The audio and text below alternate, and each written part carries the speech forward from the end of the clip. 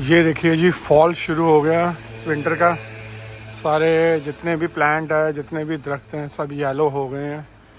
कितने खूबसूरत लगते हैं ये येलो येलो। गुड मॉर्निंग आप लोगों को एडवांस से।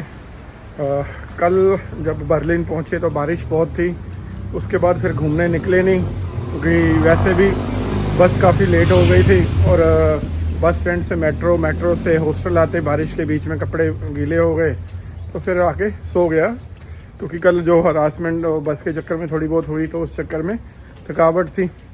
तो वैसे भी बर्लिन बहुत ज़्यादा खूबसूरत तो नहीं है और बहुत ज़्यादा देखने लायक नहीं है। इसकी बस एक ही चीज़ है कि सेकंड वर्ल्ड वार में किसी अगर शहर पे सबसे ज़्यादा बमबारी हुई थी उसमें बर्लिन का नाम आता है, क्योंकि मेन कहते हैं हिटलर यहीं बर्लिन में था और सबसे ज़्यादा डिस्ट्रॉय यही सिटी हुई थी। यहाँ से ये सिटी सेंटर शुरू होता है जी। आज चलो सूरज अंकल निकल आए हैं, नहीं तो ठंड बड़ी है। और वैसे भी एक चीज़ मैं आप लोगों को बताऊं, मेरे को ना जर्मनी पसंद नहीं है बिल्कुल भी। बट ये तो मेरे को एम्स्टरडेम जाना था, उस चक्कर में मैं जर्मनी आ गया। अदरवाइज़ तो मैंने जर्मनी आना नहीं था, क्योंकि जो हिटलर ने छाप इंसानियत की छाती पे दी है ना, वो भूलने लायक नहीं है। इसलिए मैं बर्लिन से बहुत भागता था, क्योंकि बहुत ज़्यादा खून खराबा हुआ है। मतलब कि 2 करोड़ निहत्थे यहूदियों को मार देना, ज्यूश को मार देना, ये कहाँ की इंसानियत है। मैं हिस्ट्री में नहीं पढ़ता हूँ, तो वैसे भी मैंने बहुत से ट्रैवलरों से बात की है इस ट्रिप के अंदर। सब यही कहते हैं कि जर्मन बहुत ज़्यादा फ्रेंडली नहीं है, बहुत रूड है। और मेरे को गूगल पे भी और बहुत सारी वेबसाइटों पे भी पढ़ के पता लगा था जर्मनी बहुत ज़्यादा खूबसूरत भी नहीं है और बहुत ज़्यादा अच्छा भी नहीं है। इसलिए मेरा कोई टूर में नहीं था। वैसे जो पहली साइट पे जा रहा हूँ वो है तो पास में ही है, बट मैंने ना कल 24 आवर का पास बनवा लिया था। कुछ मेरे को याद नहीं अमाउंट कितने का बना था, क्योंकि बहुत ज़्यादा वॉक करने का मूड नहीं है। यहाँ से 2.5 किलोमीटर कौन वॉक करेगा, तो मैंने वो पास बनवा लिया था। तो पास में क्या कि आपकी सारी ट्रांसपोर्टेशन फ्री हो जाती है। कौन टांग दर्द दे अपनी टांगों को, तो बेटर है कि आप पास बनवा लो, तो वो ज़्यादा बढ़िया रहता है। बट कल मैंने क्या किया चालाकी कि वो 24 घंटे का पास था, तो यहाँ पे मैं 2 दिन था। कल मैंने एक्टिव नहीं किया, एक्टिव इसको आज किया। ये चालाकी समझ लो। अभी ये कल फिर मेरा इस वक्त तक चल जाएगा। कल सुबह की मेरी यहाँ से ट्रेन है एम्स्टरडेम की। हम डाउनटाउन से बस पकड़ के यहाँ पे आ गए थे जी। ये बर्लिन की सबसे देखी जाने वाली साइड है। आपसे क्राउड को देख के समझ भी आ गया होगा। ये है जी ब्रांडनबर्ग गेट, जो कुछ 18th सेंचुरी में यहाँ के जो डच किंग थे उनके ऑर्डर से बना था। ये बेसिकली ओल्ड बर्लिन और न्यू बर्लिन को डिवाइड करते हैं। उस साइड ओल्ड बर्लिन है, इस साइड न्यू बर्लिन है। तो ये मतलब कि बर्लिन की सबसे देखी जाने वाली साइड है। क्राउड देख सकते हो, इवन ऑफ सीज़न है, ठंड है तो इतना क्राउड है। अदरवाइज़ तो यहाँ पे समर में आ जाओ तो पाँव रखने की जगह नहीं है। यहाँ पे कोई मिनिस्टर भी आए हुए हैं, सारी कमांडो फोर्स खड़ी है। ये देखिए कोई अच्छे खासे मिनिस्टर आए हुए हैं, बहुत पुलिस खड़ी है। वही इंडिया जैसी पुलिस तो नहीं होती, मतलब कि एक मिनिस्टर है तो 500 बंदा। यहाँ पे और मुताबिक होती है। ये बग्गी बना के रखी है जी, आप इसमें घूम सकते हो। वैसे तो उन्होंने फ़ोटो खिंचाने के लिए ऐसी बग्गीज चलती भी हैं घूमने के लिए। जिनको ओल्ड इंफ्रास्ट्रक्चर या ओल्ड कार्स का शौक है उनको आइडिया होगा, ये इतनी पुरानी है। ठंड ज़्यादा थी इस आज, क्योंकि कल काफ़ी अच्छी बारिश हुई है। मैंने सोचा था ब्रैम्पटन गेट के ऊपर बैठेंगे। ये बेस्ट कैफेटेरिया बना हुआ है स्टारबक्स के बाहर, पर लाइन इतनी लगी है कि हाफ एन आवर कम से कम भी कॉफ़ी के लिए लगेगा, इसलिए आगे मूव करते। ये सारी लाइन स्टारबक्स के लिए लगी है और रश बहुत है। ये अंदर से लेके वहाँ से शुरू होके यहाँ तक पूरी लाइन है। कम से कम 50 बंदे खड़े। आंटी जी फ्लावर बेच रहे हैं। अदरवाइज़ मैंने सोचा था कॉफ़ी पी लेंगे यहाँ पे और अभी वॉकिंग करते हुए सेंट्रल में चले जाएंगे, क्योंकि आते हुए तो हम बस पे आ गए थे। अभी वॉकिंग करते चलते हैं कि सो दैट देख लेंगे। ब्रैम्पटन गेट की तरफ से सेंट्रल की तरफ जाते हैं। ये दोनों साइड के बीच में वॉकिंग स्ट्रीट बनी हुई है जी। बाकी ये वॉकिंग स्ट्रीट में है कुछ नहीं है, क्योंकि दोनों साइड, इस साइड भी चाहे उस साइड भी, प्रीमियम और एक्सपेंसिव सेंटर हैं, रेस्टोरेंट्स हैं। और सेंटर में ये एक उन्होंने प्यारी सी वॉकिंग स्ट्रीट बनाई हुई है जिसके ऊपर पानी खड़ा हुआ है फिर कल बारिश की वजह से, क्योंकि सेंटर में कच्ची है, साइडों पे स्टोन लगे हुए हैं। तो आप इस वॉकिंग स्ट्रीट पे भी वॉक करते हुए आगे अच्छी घूम सकते हो, क्योंकि इसके एंड पे बड़े सुंदर नज़ारे आएंगे। आपको एंड पे जाके दिखाता हूँ। स्वीनियर लेने आया था जी, अभी तक का सबसे महंगा स्वीनियर है, 5 यूरो का एक है, अप्रॉक्सीमेट समझ के चलो 4.5 का। और सच्ची बात बोलूँ, कलेक्शन है इसके पास, कम से कम भी 100 डिज़ाइन से ऊपर है। कितने खूबसूरत है,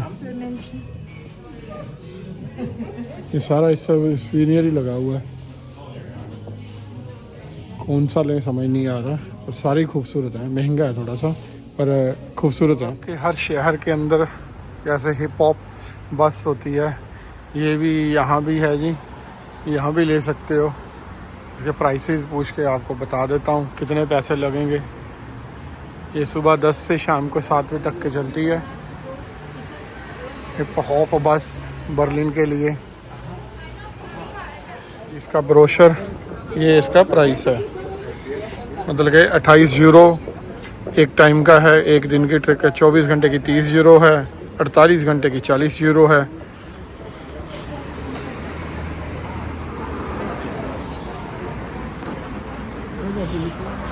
अगर आप लोग टांगों को नहीं थकाना चाहते कि इजीली फैमिली के साथ हो, अकेले ऐसे घूमना चाहते हो, तो ये हिप हॉप बस बढ़िया है। अदरवाइज़ बिल्कुल नहीं, क्योंकि हम जो चीज़ खुद अपने आप से एक्सप्लोर करते हैं ना, वो ज़्यादा बेहतरीन होती है। ये बस में ये है कि आप लोगों को हिस्ट्री का भी पता लग जाता है, ये लोग हिस्ट्री बहुत अच्छे से बताते हैं। बाकी आप वॉकिंग टूर भी कर सकते हो, वो भी फ्री है, जिसके अंदर आपको एंड पे एक टिप देनी होती है। घूमते घूमते फॉक्सवैगन के स्टोर में आया हूँ जी। मेरे को अभी पता लगा कि फॉक्सवैगन जर्मनी की है, मैं तो भूल ही गया था। ये उनका पहला स्टोर है बर्लिन में, यहाँ से इन्होंने गाड़ियाँ बेचनी स्टार्ट की थी। ये पोर्शे का मॉडल पड़ा है जी, 1970s का है। यहाँ पे विंटेज कार्स बहुत लगी हुई हैं। ये भी पोर्शे पड़ी है, आपको दिखाता हूँ। और स्टोर देखिए गाड़ियों का, क्या बात है। ये भी है जी टस्कैन,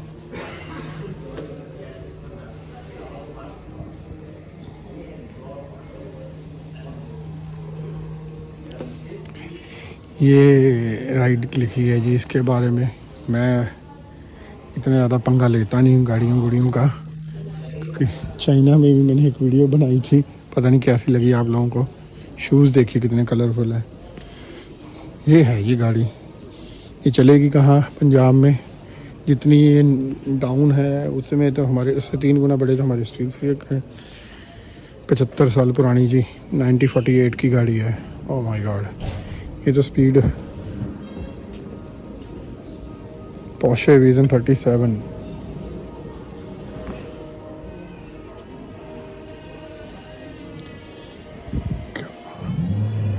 बहुत हेरिटेज गाड़ियां हैं यहाँ पे। मैं वीडियो बनानी शुरू कर गया, मेरे को पता नहीं है बनानी जायज़ या नहीं। ये भी 75 साल पुरानी है जी, क्या बात है। 1948 की है जी पोर्शे। बेसिकली पोर्शे और फॉक्सवैगन को 75 ईयर हो गए हैं गाड़ियाँ बनाते हैं। तो इन्होंने बर्लिन में बेसिकली इनकी फैक्ट्री भी है और स्टोर भी है ये मेजर। तो वहाँ पे इन्होंने 75 ईयर की अपनी जर्नी दिखाई है, कौन कौन सी गाड़ी कब लॉन्च की थी, उसके क्या फ़ीचर हैं, क्या उसकी स्पीड है, उसको लेके इनके यहाँ पे काफ़ी मॉडल है। आप आओ बर्लिन में विज़िट कर सकते हो। जो बेसिकली कार लवर्स हैं उनके लिए तो बहुत ही बढ़िया चीज़ है, जो बेसिकली स्पीड्स को बहुत पसंद करते हैं। और आप वीडियो बना सकते हो, फ़ोटो बना सकते हो, but not allowed to touch. तो काफ़ी खूबसूरत रहा ये राउंड। चलिए घूमते घूमते जी चलते आ गए इस खूबसूरत जगह पे। बर्लिन का जो कैथेड्रल है जी, ये उस ब्रेमडम गेट्स के बाद सबसे ज़्यादा देखी जाने वाली साइड ये है। और इस तरफ ये एटलस म्यूज़ियम कह गया। 2 फेमस बिल्डिंग यहाँ पे इकट्ठी हैं। और ये वाला जो है ना कैथेड्रल, ये सेकंड वर्ल्ड वॉर में सबसे ज़्यादा डिस्ट्रॉय यही चीज़ हुई थी। इसके ऊपर बहुत बमबारी करी थी क्योंकि कहते यहीं से कई बार खड़े होकर हिटलर ऑर्डर वगैरह दिया करता था। ये बड़ी फेमस और आर्किटेक्ट बिल्डिंग है। बाकी मैं फिर बार बार कहता हूँ मेरे को हिस्ट्री का इतना आइडिया नहीं है, इसलिए मैं हिस्ट्री ना पढ़ता हूँ तो ना मैं बताने के इसलिए हूँ। कई बार होता है हिस्ट्री बताते बताते कोई गलतियाँ हो जाती हैं। अभी कोशिश करते हैं कैथेड्रल के अंदर चलते हैं। अगर ज़्यादा एक्सपेंसिव टिकट ना हुई तो आपको अंदर से दिखाता हूँ, क्योंकि ये पूरा रिस्टोर बिल्ड हुआ है अभी हुआ ये दोबारा इन्होंने, नहीं तो पूरा ये डिस्ट्रॉय हो गया था, अभी दोबारा से इन्होंने बिल्डअप किया है। 7.5 यूरो इसकी एंट्री है जी। फैमिली हो तो 3 मेंबर मतलब कि हस्बैंड वाइफ एंड बच्चा, उसकी 10 यूरो है, वो सस्ती है टिकट। और बैग अलाउ नहीं है, अब वहाँ पे लॉकर बना, आप लॉकर में रख के बैग और अंदर जा सकते हो। क्यू लगी हुई है काफ़ी लंबी चौड़ी, तो शायद नहीं जाऊंगा। मैंने मन तो बना लिया था एक बार कैथेड्रल अंदर से देखते हैं, पर क्यू काफ़ी है, इस वजह से नहीं जाने का मूड है। खर्चा कर लिया जी, 7.5 यूरो लगे अप्रॉक्सीमेट इंडियन करेंसी में, मेरे कार्ड से कटे हैं 680 रुपये। तो ये बैग रखने के भी 2 यूरो एक्स्ट्रा ले रहे थे, वो हमने खर्चे नहीं, वो 2 यूरो हमने खर्चे नहीं है। बैग हमने छोटा सा था, शोल्डर पे ही ले लिया। ये है जी, रेनोवेशन के बाद इन्होंने और खूबसूरत कर दिया। इसमें गोल्ड का काम काफ़ी किया है। इसका डोम बहुत खूबसूरत है, जो इसका देखने लायक है, इसके लिए मैं आया हूँ। ये देखिए बहुत बारीक नक्काशी की हुई है। पहले मन नहीं था 800-700 रुपये खर्चने का, फिर लगा, मैंने फ़ोटो में भी देखा कि काफ़ी खूबसूरत है, तो भी देखना चाहिए। कभी यार परमात्मा के घर के ऊपर जाने के लिए पैसे देने का मन नहीं करता है, बड़ा अजीब लगता है।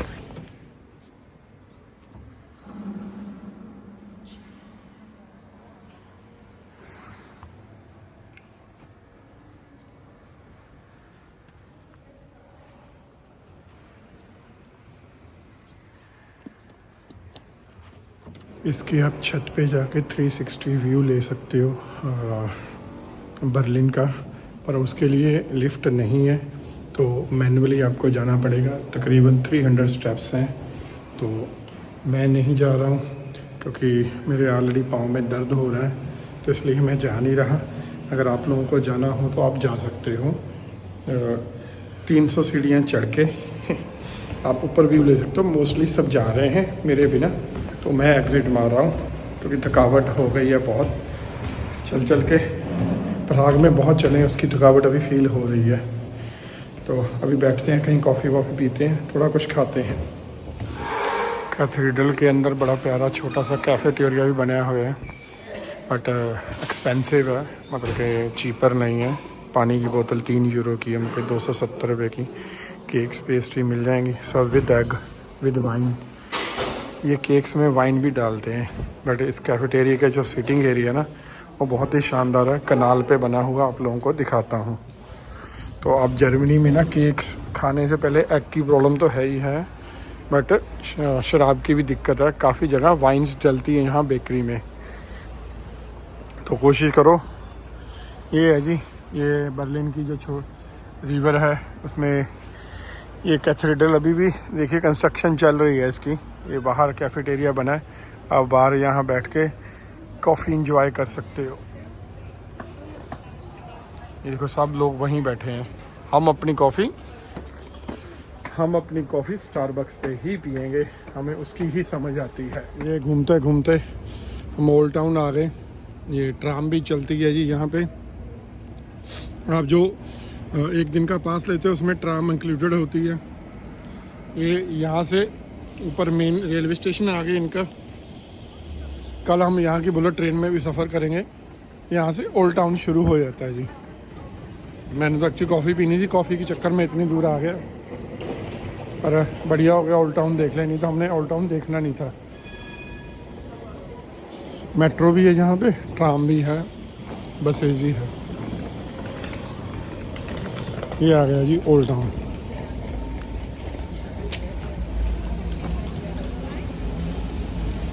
एक चीज़ मेरे को जर्मनी में जो अच्छी लगी कि यहाँ पे लोग स्मोक कम करते हैं। जैसे स्लोवेनिया में तो हर तीसरा बंदा स्मोक ही कर रहा था, और यहाँ पे बस सबके हाथ में बियर मिलेगी, कॉफ़ी मिलेगी, बियर मिलेगी, कॉफ़ी मिलेगी। तो हम भी कॉफ़ी पीने आ गए हैं। बट हाँ, स्मोकिंग काफ़ी कम है। जैसे स्लोवेनिया में बहुत स्मोकिंग देखी थी, यहाँ पे स्मोकिंग कम है। चलिए जी, हम अपनी कॉफ़ी लेके फिर बैठते हैं बाहर। यार 6.5 यूरो की कॉफ़ी फ्री हो गई है। सारा स्टाफ ना एक्चुअली इतने इंडियन लगा हुआ है। कुड़ियाँ कोमल हैगी है, एक मुंडा कुकी हैगा, दोनों पंजाब तो सी, तो उन्होंने मेरे तो पैसे नहीं लए। वो कहते कोई दिक्कत नहीं। भी मैनू आया, उन्होंने पूछा कि आपकी पॉकेट में से ना चले जाएँ, कहते नहीं हमारी पॉकेट से नहीं जाएंगे। बट उन्होंने थैंक यू जी, उन्होंने जिन्होंने कॉफ़ी फ्री दी उन्होंने थैंक यू। एप्पल स्टोर पे आए थे जी। मैं कहा चलो आईफोन का यूरोप में प्राइस पता करते हैं। ये आ गया अपना 15 प्रो मैक्स, जो ये नया कलर आया उसका टाइटेनियम वाला। इसका प्राइस है जी 512 GB का प्राइस है, 1700 यूरो, मतलब कि 1,50,000 1,55,000 इंडिया के जितने ही प्राइस है। इतनी चीपर लगे नहीं है, मेरे को महंगा ही लगा है इंडिया के मुताबिक। बट क्या है, आपका 14% टैक्स रिफंड है।